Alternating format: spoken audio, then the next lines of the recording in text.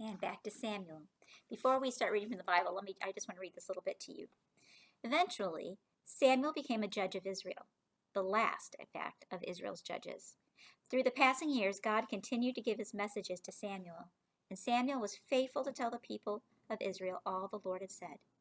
They listened to Samuel's advice and soon recognized that Samuel was also God's chosen prophet. All of Samuel's life, he obeyed God, because he had learned to obey when he was just a child. Did you notice how quickly Samuel obeyed Eli? Samuel got out of bed every time he heard his name called, which was 3 times. How many of you would do that? Maybe the first time, but what about the second time? And especially if you heard your name called the 3rd time after you'd already gotten up 2 times to no avail? I'm not sure that even many adults would have been that quick to respond to a call in the middle of the night. That shows us that Samuel was a very obedient child. No wonder God used him as a great servant of his for many years. God is still looking for young people who are quick to obey, to be his servants. By being obedient to your parents, you are preparing yourself to be a good servant to God someday. God takes note of the children and young people who obey their parents and teachers. For God says, "Children, obey your parents in the Lord, for this is right." Children, obey your parents in all things, for this is well-pleasing to the Lord. Be like Samuel. All right, now let's go back to Eli and Hophni and Phinehas and see what happens there. I believe we're on 1 Samuel chapter 4. Here we go. First verse says, Samuel's word came to all of Israel, just reminding us that now that everybody knows he's a prophet. The Philistines capture the ark. Dun, dun, dun. Do you say the sound? Dun, dun, dun. Here we go. Now the Israelites went out to fight against the Philistines. The Israelites camped at Ebenezer and the Philistines at Aphek. The Philistines have deployed their forces to meet Israel, and as the battle spread, Israel was defeated by the Philistines, who killed about 4,000 of them on the battlefield. When the soldiers returned to camp, the elders of Israel asked, "Why did the Lord bring defeat on us today before the Philistines?" Got it.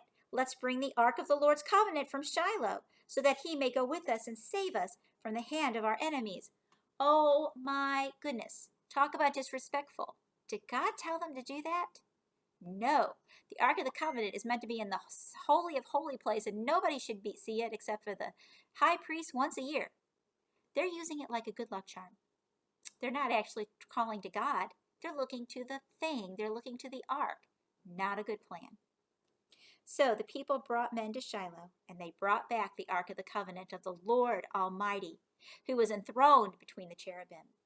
And Eli's 2 sons, Hophni and Phinehas, were there with the Ark of the Covenant of God. When the Ark of the Lord's Covenant came into the camp, all Israel raised such a great shout that the ground shook. Woo! Hearing the uproar, the Philistines asked, "What's all this shouting in the Hebrew camp?"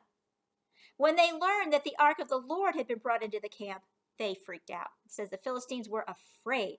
"A god," small g, "has come into the camp," they said. "Oh no, nothing like this has happened before. We're doomed. Who will deliver us from the hand of these mighty gods?" Small g. "They are the gods who struck the Egyptians with all kinds of plagues in the wilderness." "Be strong, Philistines. Be men, or you will be subject to the Hebrews, as they have been to you. Be men and fight." So it actually made them fight harder. So the Philistines fought, and the Israelites were defeated, and every man fled to his tent. The slaughter was very great. Israel lost 30,000 foot soldiers. Wow. The ark of the Lord was captured, and Eli's 2 sons, Hophni and Phinehas, died. Remember, God said they would both die on the same day, and there it is. Okay. That same day, a Benjamite ran from the battle line. Tried to pause, but I didn't get there in time. Oh, I'm sorry about that. Okay, I'm going to go back. That same day, a Benjamite ran from the battle line and went to Shiloh with his clothes torn and dust on his head. Remember what those things mean? Sign of mourning. When he arrived, there was Eli sitting on his chair by the side of the road, watching, because his heart feared for the ark of God. When the man entered the town and told what had happened, the whole town set up a cry. Eli heard the outcry and asked, "What's the meaning of the uproar?" The man hurried over to Eli, who was 98 years old and whose eyes had failed so that he could not see. He told Eli, "I have just come from the battle. I fled from it this very day." And Eli asked, "What happened, my son?" The man who brought the news replied, "Israel fled before the Philistines, and the army also suffered heavy losses. Also, your 2 sons, Hophni and Phinehas, are dead, and the ark of God has been captured." When he mentioned the ark of God, Eli fell backward off his chair by the side of the gate. His neck was broken, and he died, for he was an old man, and he was heavy. He had led Israel 40 years. So can you picture that? So he's old and fat, and he's sitting on his chair. He can't see anything. He hears the news, and it upsets him so much. Oh, he loses his balance, falls over, breaks his neck, and dies. So they all 3 died on the same day. His daughter-in-law, the wife of Phinehas, was pregnant and near the time of delivery. When she heard the news that the ark of God had been captured and that her father-in-law and her husband were dead, she went into labor and gave birth, but she was overcome by her labor pains. As she was dying, the woman attending her said, "Don't despair. You have given birth to a son."